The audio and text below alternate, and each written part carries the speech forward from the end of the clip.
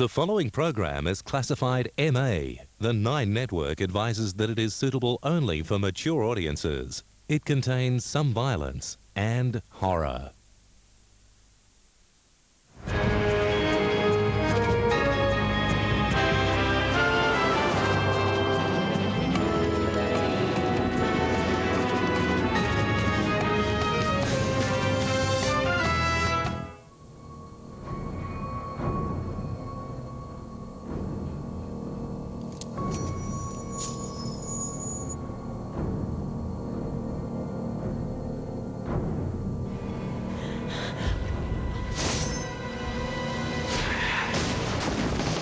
Starz goes on the set of the ultimate heavyweight matchup of the summer, Freddy versus Jason. Ready for your thoughts?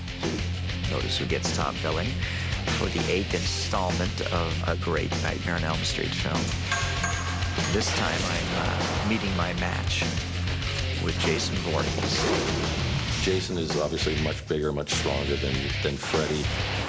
But Freddy is much smarter than Jason. These two giants of the horror movie world going head to head.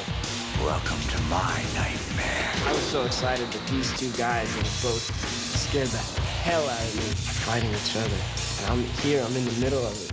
Freddy versus Jason is something that it's an idea that I came up with putting the two of them together almost 10 years ago. I said, gee, this could really be a good idea, but now that it's all come together and I finally get to see it, I say, this is a great idea. This is the ultimate, roller coaster ride and a popcorn movie. Don't worry about my little errand boy. The only thing to fear is fear himself. And this is sort of going back to the original frightening, scary demon horror movies that is kind of more of a serious take on the horror movies, the way they were intended. There was this man, but he was more like a monster, really. And we kept calling him Freddy, and he was so real. 1, 2, Freddy's coming for you. You know why they sing that? Because that's when you come from. In your dreams, you're lucky to be alive. Who is he? He's a child murderer that some parents were out here burned alive. Then he came back for revenge in our nightmares. Freddy needs to install fear into his potential victims, the children, the relatives, the offspring of the original vigilante parents that burned him and sent Freddy into his sort of nebulous purgatory where he dwells and plots his revenge. What happened? I don't know. I don't know. Nobody knows. Nobody saw what happened, and the police have been acting really weird, like they know something, and I heard them mention some name, Freddy Krueger. So I use Jason, who inhabits the real world, to begin a reign of terror so that everybody can get their fear festering again so that I can exploit it later. There's a bunch of kids who get stuck in the middle and try to get out or try to fight them. We have to muster up our strength and our gumption, and we get in there and we fight these two terrible killers. Get real. You're not even scary. And what's with the butter knives? And then it soon becomes a competition. It soon becomes, Jason, trying to kill people, and just killing them, not even realizing that Freddy's trying to kill them. Freddy also learned that Jason is not stoppable. He thought he can stop Jason. So finally they said, okay, now I have to face off with this monster. I'm afraid of you. Now that we're in the real world, huh? There's the dramatic question is who's tougher, because neither one of them has ever been able to be defeated. I'd have to say Jason is tougher, just because he's just humongous. And Freddy is a little more creative and smarter and sort of more weaselly and quicker. At least Freddy sort of plays with you a bit and would make your death maybe a little more interesting. If you have to die by the hands of one of them, Freddy would probably be a more interesting tale to tell in heaven than with Jason, who would just cut your head off in a second. This isn't my home. This is Jason's home. You're supposed to visit me in my home, in the boiler room, where I'm strong. In a dream world, anything goes. Anything Freddy can think of, it become a weapon.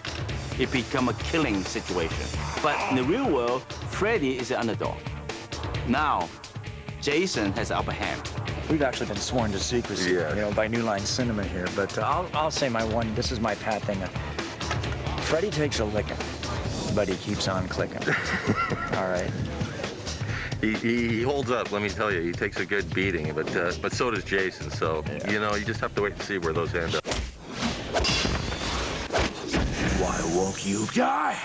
The reason that Freddy, I think, is so terrifying after all these years is that what he does is he goes in and takes something that you're afraid of, and he makes it whole, he makes it his own, and he exploits that fear. Not strong enough yet. Well, I will be soon enough. Until then, I'll let Jason have some fun. I don't think anybody in this world can play Freddy Krueger except Robert Englund. Both of you need to take that first step at the same time on action, step, right? He's so magical, and he's just so creative, and he figures out all these kinds of ways to just make Freddy more interesting, whether it's grabbing your face a certain way or even like the angles. He's just so technical. To watch Robert Englund on set is such an amazing thing because this is a character he's been playing for 20 years, you know, so he knows it so well. And he's got such a great, you know, enthusiasm for it too, you know. He's really like genuinely excited to be a part of it even after all these years. It's infectious. We're having fun doing it. It's a lot of fun working with Robert. I gotta tell you, it's hard to get your motivation when he's being so nice all the time. I have to tell him to stop that. My motivation's the 4 hours it takes to put this on. Yes. You know? And also the fact that, you know, he gets in my light all the time. And as you can well imagine, it's like working with a sequoia. Jason can come out as a faceless, mindless source of death and just snatch your life away from you for no rhyme or reason. Jason's just sort of a little misguided. I like to call him a psycho savant. He's, you know, he's just sort of following a mandate, you know, kill all those bad kids. Freddy in this movie refers a lot to, you know, he's like, you got no style. And I think he's wrong, honestly. I think Jason does have a big style. You know, maybe it's not as cool or as, you know, Freddy's got the little Michael Jackson hat going on. It's very bloody. I have to get used to wearing a lot of fake blood all the time. The fact that it's a scary movie kind of freaked me out because I never watch scary movies. I'm terrified of scary movies. Freddy!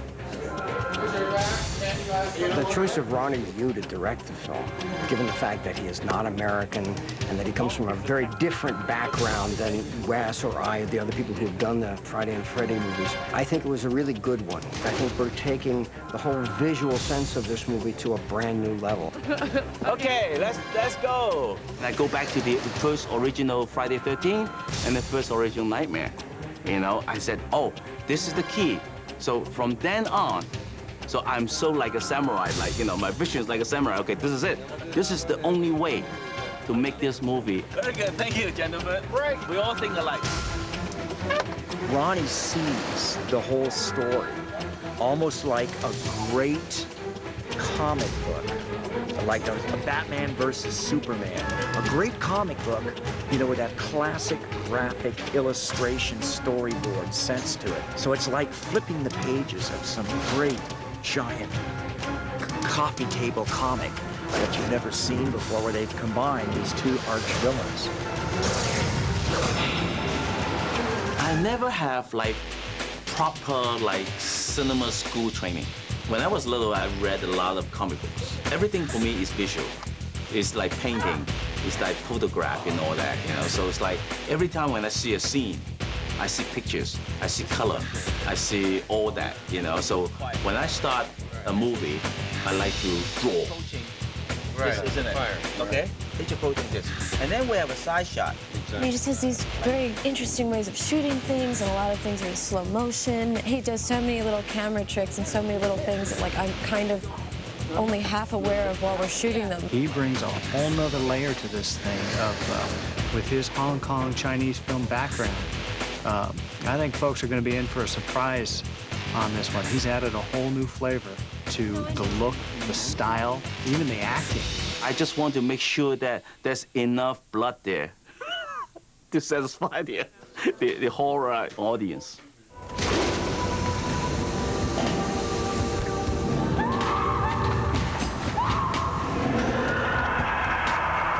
every scene, it's so intricate. There's so many angles to cover, and since there's so many characters in the script and it's just this huge ensemble cast, you got to cover everything. You got to get everybody's reactions to everything. So it's, you know, around the clock working. It's all playtime for me. I mean, you know, it's such a change because my background is with stunt work. It's just been a tremendous blessing to have a guy with that much head knowledge who knows when he comes smashing through a wall, he knows what to expect. He's ready for it, and he's happy to be doing it. He's having a blast.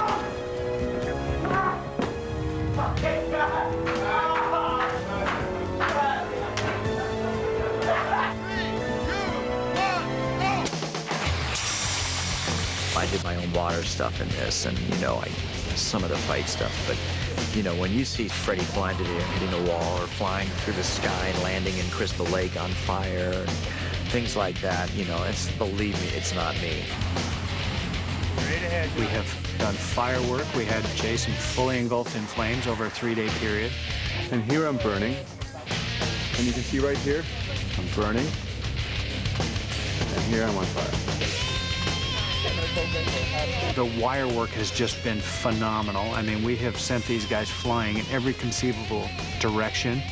We've had them flying into objects, through walls, upstairs, downstairs. I mean, it's just, you name it, we've done it. I directed a very different kind of movie 120 years ago, or whatever it was.